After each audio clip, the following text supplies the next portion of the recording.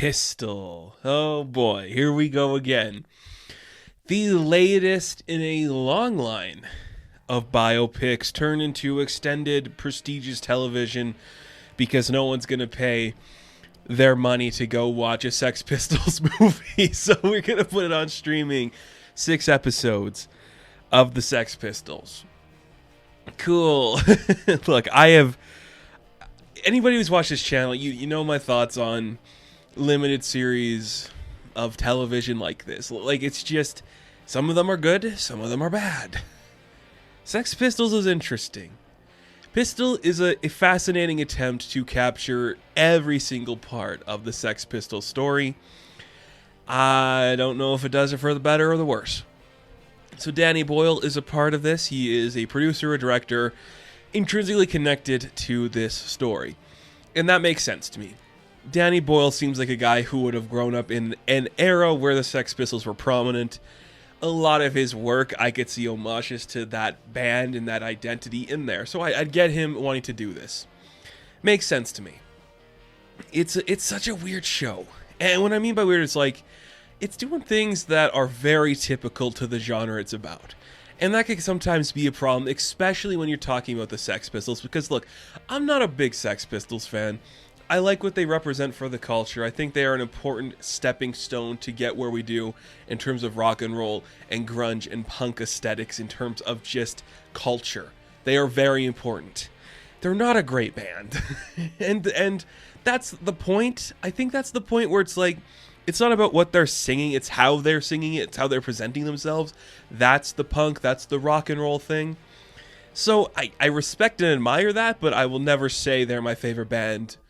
I like their influences though, so that's kind of cool. The other part about the show is that it's based on the novel, or like the memoir you could say, written by bassist Steve Jones.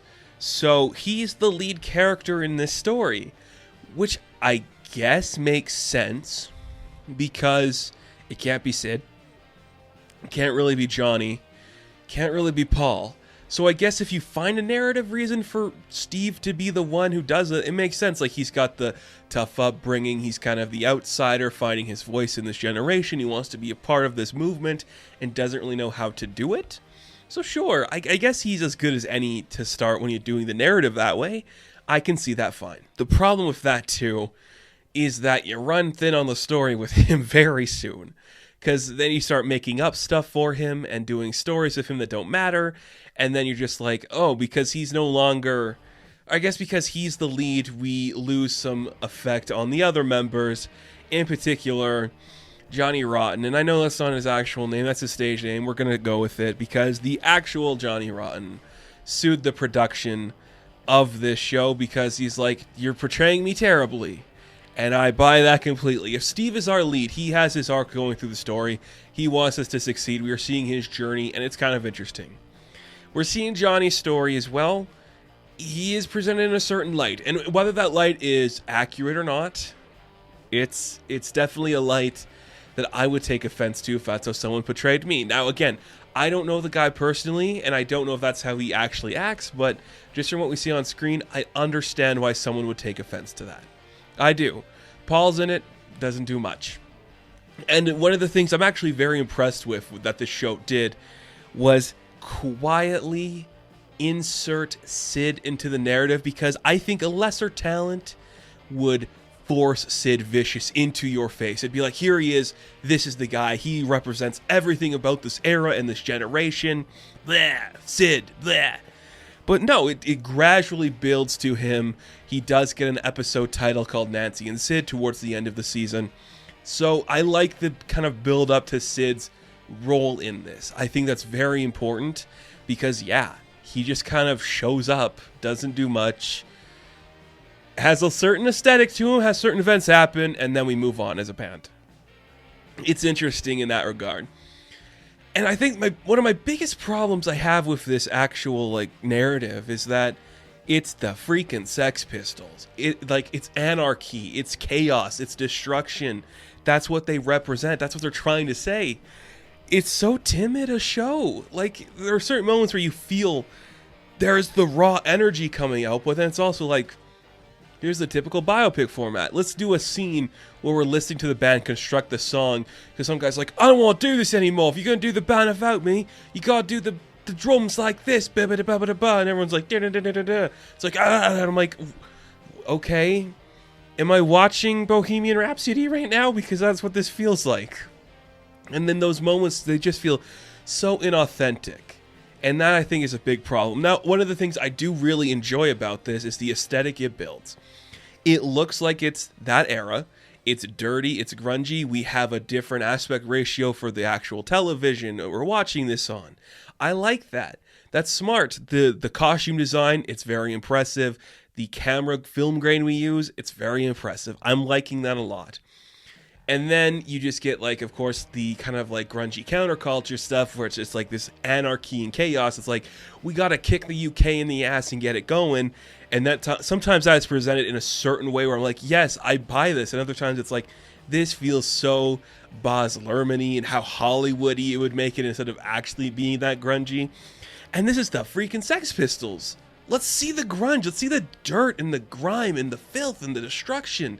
You're playing it so safe at every turn. And yes, there are moments where it's like, here's some hardcore sex, here's some violence, but that should be the whole thing. I want this to feel dark and intense and powerful and angry, and it feels like Walk the Line. And I'm like, no, go harder. It feels just like an extended Walk the Line. And that, again, is another thing. You don't have to show every part of their life story. And I guess that it kind of works better in this format than it does in other ones. It's 6 episodes, so we can spend 1 episode in this era, 1 episode in this era, slowly show the progression and the decline. And that's cool. That works fine, I guess. But you just feel like you don't need to extend certain parts of this. There's only so much that Steve can do as a lead. And forcing, like, the kind of, like, pseudo relationship with Chrissie Hynde in this is just... it feels so weird. And again, maybe that's accurate. She was around at that time too. But it feels just like we have to cut back to that relationship to show you the power of their connection. And I don't think it's that important. It feels so forced and so unnatural at times. And then it's just like, I'm out of the band. I'm in the band. I'm out of the band. I'm in the band. Look at all this stuff happening.